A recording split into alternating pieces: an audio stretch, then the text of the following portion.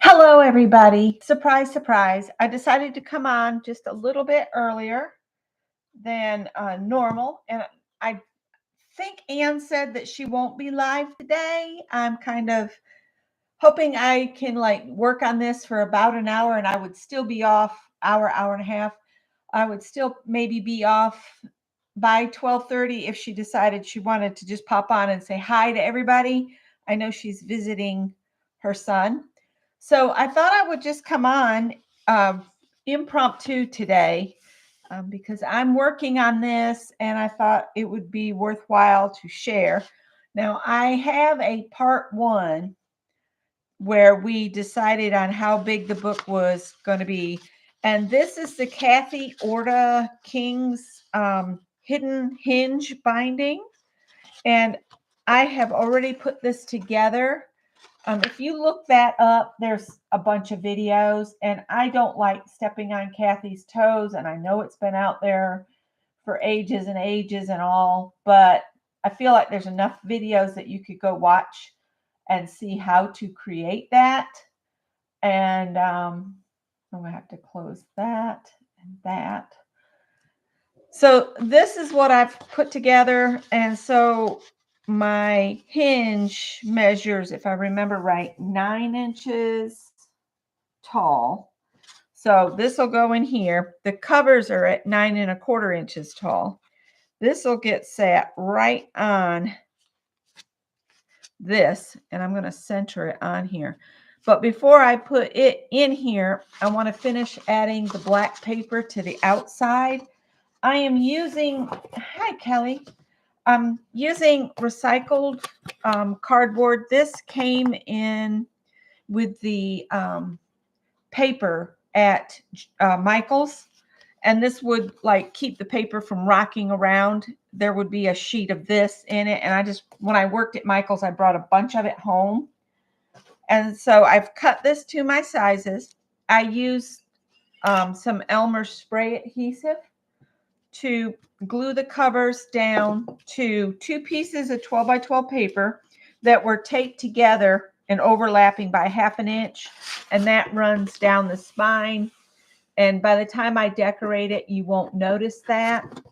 So then I have run this in these grooves I left, and then I ran it all the way around the edges, and then I just carefully press this up and just gently, because paper is plant fibers. If you try to forcibly bend it, and it will crack. If you go slow, you're stretching those plant fibers so that they go over the edge. It's better to take it slow and just bend it slow. Well, then after I did that, to get the nice corners that I want, I used one of my quilting rulers. But if you've got a ruler that's got a 45-degree angle, I put this on here with the 1/4 inch line overlapping the edge, and then I line that up there so that there's a 1/4 inch right here at the corner, so you don't see the white cardboard. So I'm going to I use the spray adhesive to put these down, and now I'm using Scotch Quick Dry to glue this paper in place. And I'm just going to put some right along in there.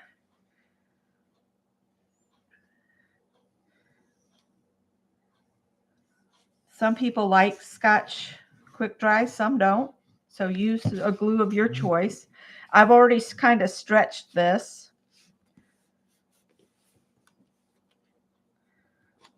Get all this paper on here.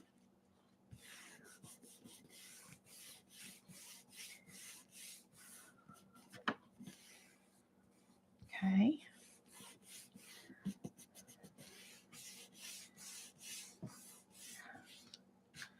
All right, and we'll do the same on here. And up one edge, down the other.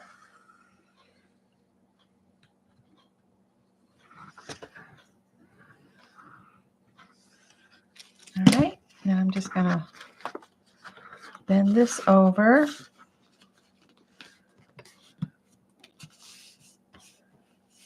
And I got a little seepage.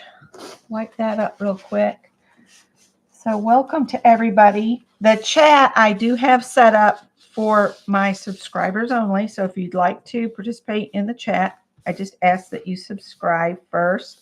And then I think you have to wait like 5 minutes before you can do it. And then I'm going to work down in this seam a little bit where I left a little gap. And the reason you do that is to give these boards room to move. You don't want to put them butt to butt here. All right, I'm just going to turn this.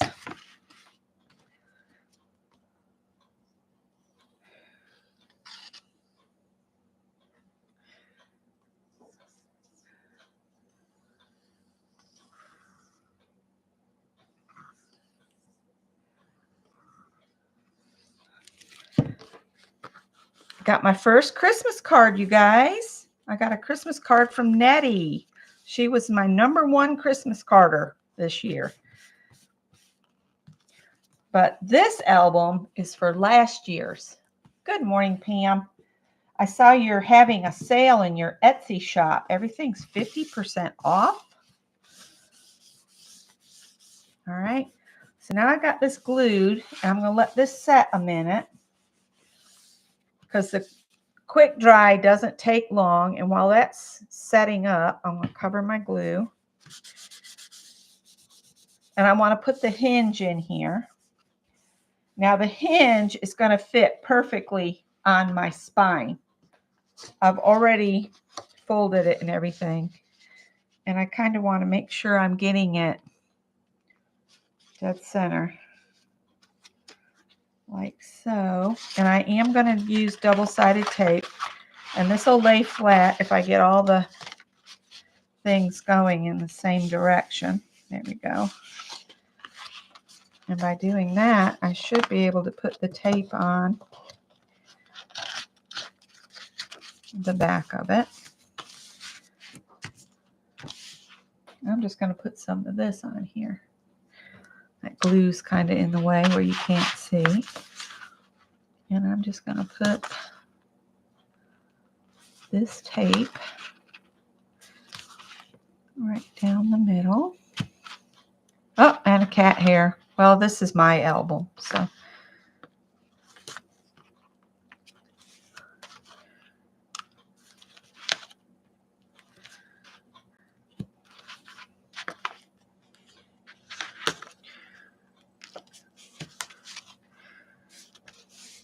So the hidden hinge is nice because the pages will lay flat. There's enough videos out there that show how to do it. And I've actually shown how to do it a long time ago on a different journal.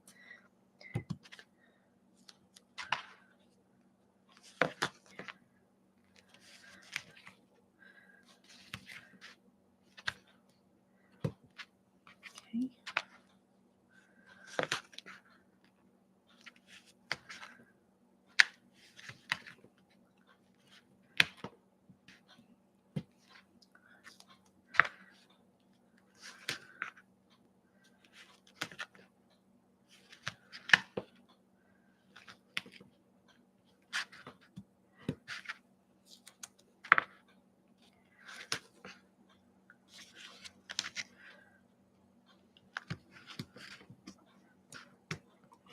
Okay.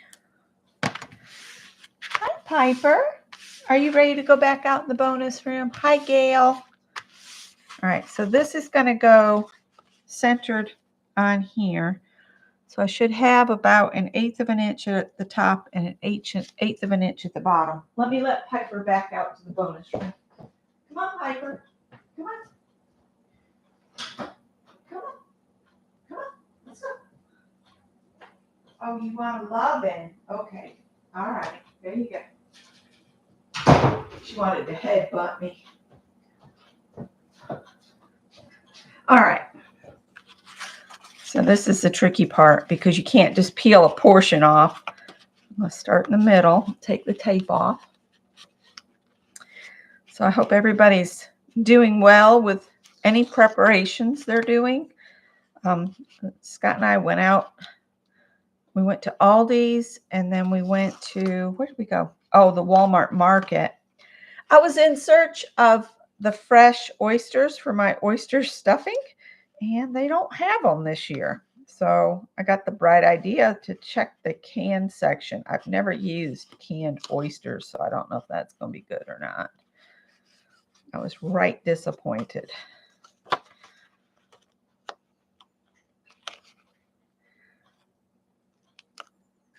Scott said if anybody would have the oysters, it would probably be Publix.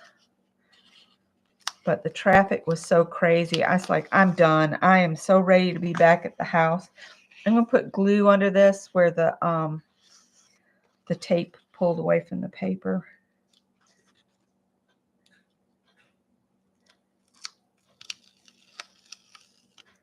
Oh no, I'm sorry.